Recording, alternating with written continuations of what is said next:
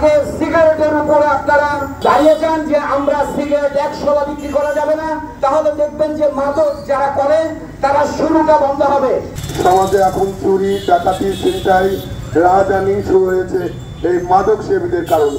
অতি সত্বর এদেরকে চিহ্নিত করতে হবে, নাহলে সমাজ ধ্বংস হয়ে যাবে। রাজনৈতিক সদিচ্ছা ছাড়া কখনোই মাদক নির্মূল করা সম্ভব নয়, কারণ এই রাজনৈতিক ব্যক্তিদেরই ছত্রছায়ায় বা তাদের চালাচালাদের ছত্রছায়ায় কিন্তু এই মাদক কারবারিরা থাকে। প্রচন্ড রোদ কিন্তু আমাদেরকে দাবায় রাখতে পারে নাই, আমাদেরকে কিন্তু কোনো অবস্থাতেই এখান থেকে বিরত রাখতে পারে নাই। আমরা বলবো আমাদের আজকে সর্দার রাজীবের আয়োজনে যে মানববন্ধনে আমরা উপস্থিত হয়েছি, এই মাদক বিরোধী মানববন্ধন এটি একটি দৃষ্টান্ত হয়ে থাকবে, সেই সাথে এটা চলমান থাকবে বলে আমি বিশ্বাস করি।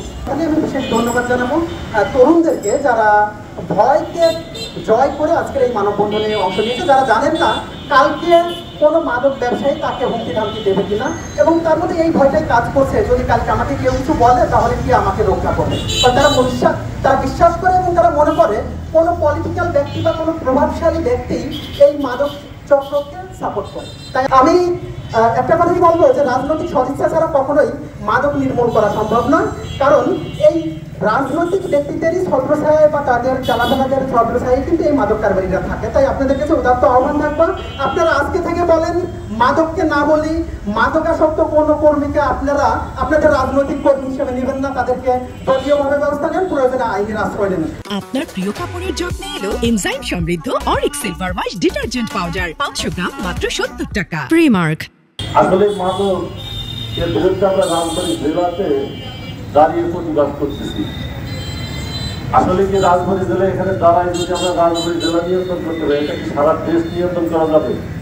আমার তো মনে হয় যাবে না, কারণ মাদক দ্রব্য নিয়ন্ত্রণ অধিদপ্তর আছে, মন্ত্রণালয়ের অধীনস্থ আছে স্বরাষ্ট্র মন্ত্রণালয়ে। আসলে রাষ্ট্রের কাঠামোগত দিক থেকে আইনের সংস্কার প্রয়োজন। আদালতে যে বিভিন্ন জায়গায় সংস্কার কমিশন হয়েছে না বাংলাদেশে, এই মাদক দ্রব্য নিয়ন্ত্রণের জন্য একটা কমিশন, আইন সংস্কারের জন্য একটা কমিশন প্রয়োজন। কারণ রাজবাড়ী হামলায় একা আন্দোলন করলে হবে না, এটা বাংলাদেশের সর্বোচ্চ 64 জেলায় মহানগরে আন্দোলন করে তুলতে হবে এবং এটা জাতীয় পর্যায়ে আন্দোলন করার দরকার। আপনারা জানেন রাজবাড়ীতেও এই মাদক সেবী বিভিন্ন পয়েন্ট আছে, বিভিন্ন যারা রাজবাড়ীতে এই যুব সমাজ, ছাত্র সমাজকে ধ্বংস করে দিচ্ছে। আমাদের আগামী দিনের ভবিষ্যৎ ছাত্র যুব সমাজ তাদেরকে আজকে এই মাদকটি ধ্বংস করে দেওয়া হচ্ছে। সেজন্য আমাদেরকে আগে আসতে হবে সুশীল সমাজ, ছাত্র এবং রাজনীতিবিদদেরকে আগে আসতে হবে এই সমাজকে রক্ষা করার জন্য। আমরা প্রতিবাদ জানাই এবং এই ঘৃণিত কাজের থেকে যেন সবাই বিরত থাকে।